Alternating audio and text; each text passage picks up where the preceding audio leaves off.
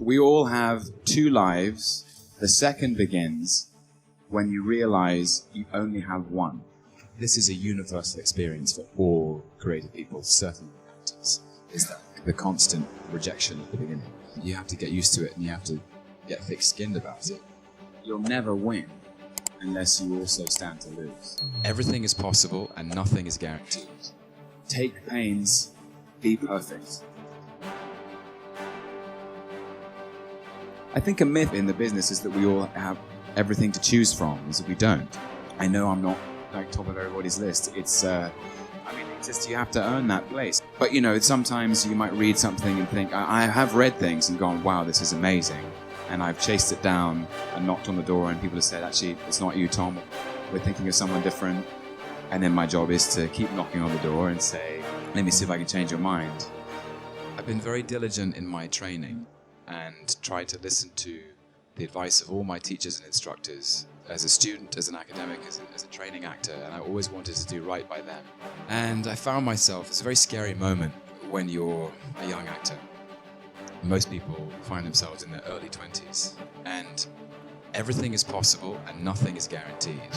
If you're lucky enough, you have an agent and you start auditioning and they send you everything from period drama to Casualty to dairy milk commercials, and you are thrown into the business and thrown into it at the deep end, and there's no time for doubt or failure, except routinely. That's what happens to all of us. And I perhaps was too careful in auditioning, and I would always get close to landing roles and to booking jobs, and I would never quite get there. I mean, this is a universal experience for all creative people, certainly actors, is that the constant rejection at the beginning. You have to get used to it and you have to get thick-skinned about it. I just got so exhausted, because at first you take it very personally. And I thought, well, no one's going to help me get there. The only person who could do this is me. I started preparing in a different way, and I sort of stepped up to the plate a little better, because I could feel time sliding away, and I wasn't getting on with life. I just was sort of stuck in this rut of neither acting nor doing anything else. The experience of being in your 20s is so energetic, and I felt so stagnant, actually. So I just kind of changed everything up, and it worked. I'm lucky. I don't know that I've ever been able to do anything. I say it as a sort of, because I'm aware that it can be a strength, but it can also be a weakness, because the focus is obsessive. So when I go for something, I go for it at the expense of everything else. I love what I do, simply, and I feel so lucky that I'm allowed to do it, and that I get to do it for a living. And cinema and theatre have had such a profound effect on me in my life. And so I always, every time a new script or a new role comes along, I'm motivated by the thought I won't forgive myself if I don't give it everything. But I do try to choose different kinds of things, because I'm interested in the diversity of people and the complexity of people and the multiplicity we contain within us. I really think the thing that unites us all in the world is that we are constantly inconstant, and that inconstancy and that contradiction is something that I've always tried to explore with my characters, because I think that we contradict ourselves all the time. There's the Walt Whitman poem, The Song of Myself. I am large, I contain multitudes. I contradict myself. We all have two lives. The second begins when you realize you only have one. So I'm not wasting any time. And the thing is that, with negativity, they are like clouds that pass across the sun. They will pass, like they're just feelings, you know what I mean? And it's important not to dwell on them and just move past it. There is so much, I find, and maybe it's my nature, but there's just so much about life that's amazing.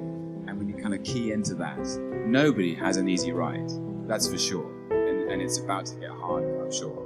But it also gets better, and the point about going through those experiences is you just have to sort of go, well, it is what it is, and it will pass. And when you tap into like how amazing stuff is, it's pretty cool. I think I always trust my gut. That's all I have. Even when I'm working and you're thinking about the shape of a scene and how it should be played, and your head can often get in the way, and you've got to trust your gut. It's just, if I'm inspired, if my curiosity is piqued and I want to chase this possibility down, that I see in front of me on my desk. You know, it's some of you may have heard me say this before, but I'm embarrassed to say I always speak in metaphors. I don't know how to speak in any other way. And for me, acting is kind of like playing the piano. And if the piano is the human condition, we all have every single note on that 88 key board within us.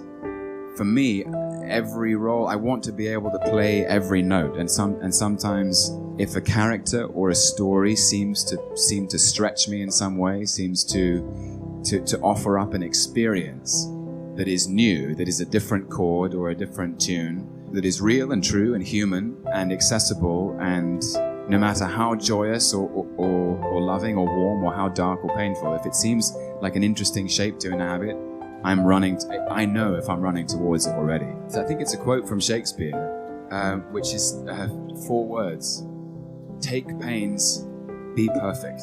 I think his way of saying, you know, don't be afraid of caring. I gave myself permission to care, because there are a lot of people in this world who are afraid of caring or afraid of showing that they care because it's uncool. It's uncool to have passion. It's so much easier to lose when you've shown everyone how much you don't care if you win or lose. It's much harder to lose when you show that you care, but you'll never win unless you also stand to lose. Basically, you know, I've said it before, don't be afraid of your passion. Like, just give it free rein, be honest and work hard, and it'll all turn out just fine. When I was at drama school was really hard. They deliberately kind of overwork you, and they throw everything at you. And maybe I was on a 3-year course at a drama school in London called RADA, and the first year you kind of work, you sort of slightly showing your strengths and the things that you're good at, and the second year they throw you everything you can't do, all the things that are your weaknesses, and you're basically to work on your weaknesses. What's the point in working on your strengths? You're working 16-hour days, and you're exhausted, and you're drained, and you're physically tired, and I kind of lost the love of it. I lost my mojo. I live near a couple of parks in London. I remember one night I couldn't sleep, and it was the summer. I got up really early in the morning, and I went and walked to the nearest big hill, and I saw the sun rising. Sometimes that's the answer. It's just get up when the sun gets up and look around, and you realize you're part of an amazing planet. That's what I did.